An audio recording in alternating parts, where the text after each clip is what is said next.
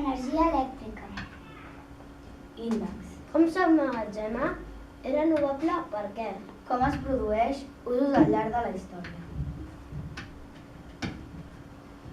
Com s'emmagatzema l'energia elèctrica? L'energia elèctrica s'emmagatzema en bateries, però en realitat el que s'emmagatzema és energia química. S'està pensant en una nova manera d'emmagatzemar-lo, en forma d'aire comprimit, dins d'una caverna freda sota terra. És renovable per què? Sí o no? Això depèn de les fonts d'energia de les quals s'obté.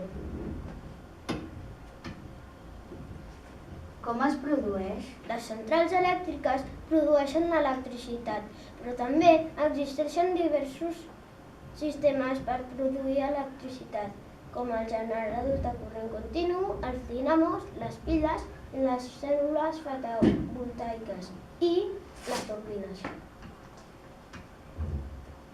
Usos al llarg de la història. Al 600 abans de Crist, el filòsof grec Tales de Milet va descobrir que fregant una vara d'ambre amb pell o llana s'obtenia petites càrregues. Al segle XVII i XVIII es va descobrir que hi havia peixos elèctrics.